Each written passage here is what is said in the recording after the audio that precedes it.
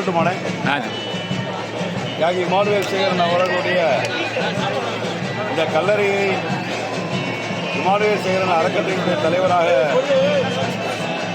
கட்டியவன் என்கிற முறையிலே இந்த 68வது நாள் கொண்டாடும் இந்த ஆண்டு தியாகி இமானுவேல் சேகரன் அவர்களுக்கு 3 கோடி ரூபாய் செலவிலே மிக பிரமாண்டமான மணிமண்டபத்தை எழுப்பி கொடுத்திருக்கக்கூடிய ஆன்மீக தமிழக முதலமைச்சர் தளபதி மு.க. ஸ்டாலின் அவர்களுக்கு மக்கள் விடுதலை கட்சியின் சார்பாக மனமார்ந்த கோடான கோடி நன்றிகளை இந்த நேரத்தில் தெரிவித்துள்ளேன்.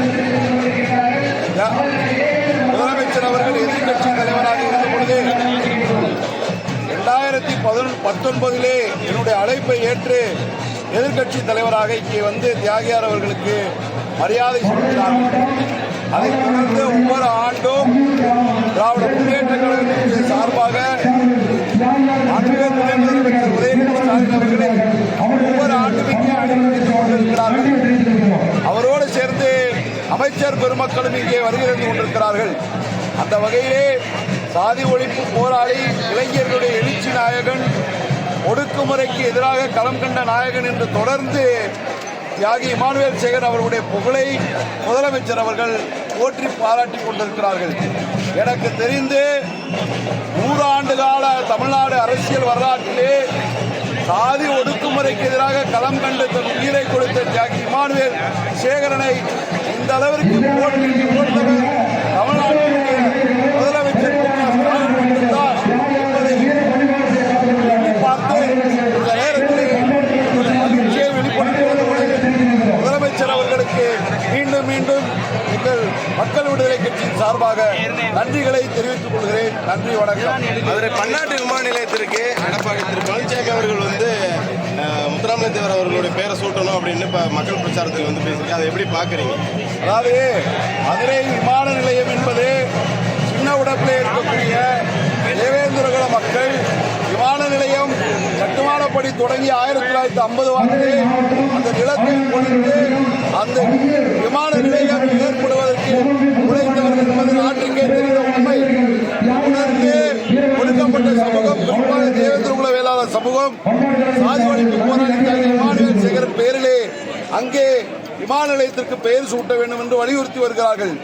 இந்த விஷயத்திலே வேறு கருத்துகளும் இருக்கிறது. ஆனால் உயர்நீதிமன்றம் இது குறித்து எந்த முடிவும் எடுக்க வேண்டாம் என்று மத்திய அரசிற்கு வலியுறுத்தி எடப்பாடி பழனிசாமி இப்படி சொல்வது என்பது அவர் தன்னைத்தானே காப்பாற்றிக் கொள்வதற்காக, அரசியல் வீழ்ச்சியிலிருந்து தன்னை மீட்டெடுத்துக் கொள்வதற்காக இப்படி தவறான விஷயங்களை சொல்லி தமிழ்நாட்டிலே அமைதியாக வாழ்ந்து கொண்டிருக்க சமூக மக்களிடையே முரண்பாடுகளை விதைத்து ஒரு மிகப்பெரும் கலவரத்தை உருவாக்குவதற்கு எடப்பாடி பழனிசாமி அவர்கள் காரணமாக இருக்கிறார்கள்.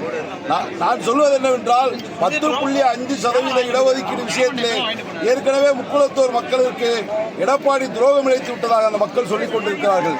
கூடுதலாக ஓ பன்னீர்செல்வம், சசிகலா, டிடிவி தினகரன் போன்ற முக்குளத்தூர் சமுதாயத்தைச் சேர்ந்த அதிமுகவுடைய முன்னணி தலைவர்களை எல்லாம் வெளியேற்றி ஒட்டுமொத்தமாக அதிமுகவை கைப்பற்றிக் கொண்டிருக்கிற எடப்பாடி பழனிசாமி இன்றைக்கு அந்த சமுதாயத்திற்கு தான் விசுவாசமாக இருக்கிறேன் என்று காட்டிக் கொள்வதற்காக, இந்த நேரத்தில் தன்னை பாதுகாத்துக் கொள்வதற்காக, குறிப்பாக செங்கோட்டையன் அவர்கள் எடப்பாடி பழனிசாமிக்கு எதிராக போர்க்கொண்டிருக்கிற சூழ்நிலையில் தன்னுடைய தலைமையை தக்க வைத்துக் கொள்வதற்காக இப்படி ஒரு உச்சமத்தனமான கருத்தை விளைத்திருக்கிறார்கள்.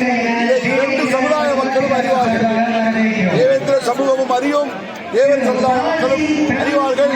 எனவே எடப்பாடி பழனிசாமி அவர்கள் நிச்சயமாக அரசியலில் வீழ்த்தப்படுவார் என்பதை இந்த நேரத்தில் சொல்லி, இப்படி 2 சமூகங்களுக்கிடையே விஷமத்தனமான கருத்துக்களை விதைத்து தென் தமிழ்நாட்டிலே அமைதியை தெளிக்க முயற்சிக்கும் எடப்பாடி பழனிசாமியை நான் மக்கள் விடுதலை சார்பாக வன்மையாக